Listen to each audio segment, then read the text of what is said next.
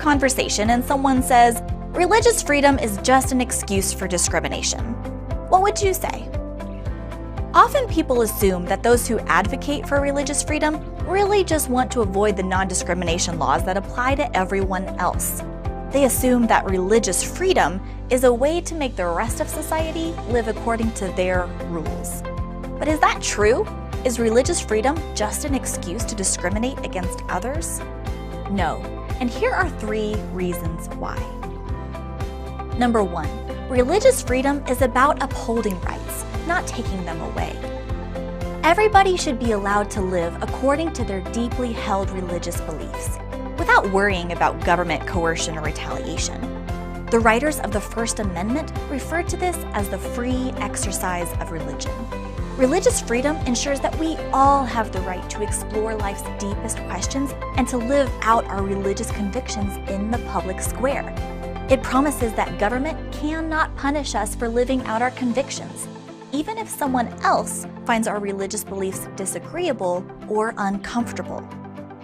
In a free society, people will disagree, often fiercely, about societal and moral issues that religion takes very seriously. Our deeply held religious beliefs will inevitably cause someone offense, but disagreement isn't discrimination. Number 2, people who care about religious freedom care deeply about what's best for society. It's what drives them to be good neighbors. Most proponents of religious freedom have thought deeply and carefully about what is best for human flourishing within their communities. They have convictions about how to care for other people, and they, just like everybody else, have the right to share those beliefs. For example, billions of Christians, Jews, Muslims, and other religious people believe that sex should be reserved for marriage, and that marriage is the union of one man and one woman. They believe this because it's what their faith teaches them.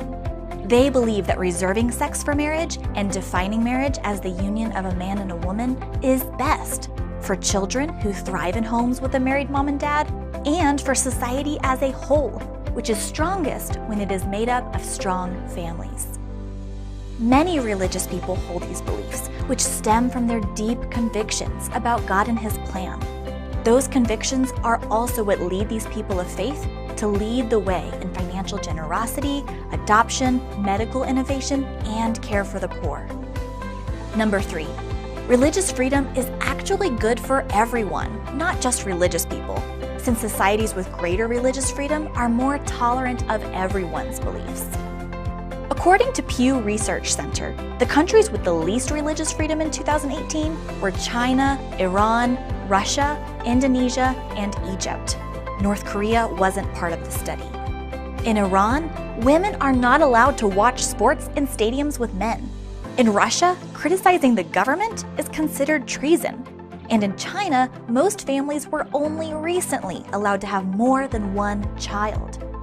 Compare this with nations that have much more respect for religious freedom: the United States, South Korea, and Italy. These nations have their problems, but they are generally healthier, freer societies than those that restrict religious freedom and give no protection to the conscience rights of their citizens. The hallmark of a healthy nation is not the absence of any disagreement. Rather, it is tolerance of and even respect for different beliefs and worldviews. So next time someone tells you that religious freedom is just a license to discriminate, remember these 3 things. Number 1, religious freedom is about upholding rights, not taking them away.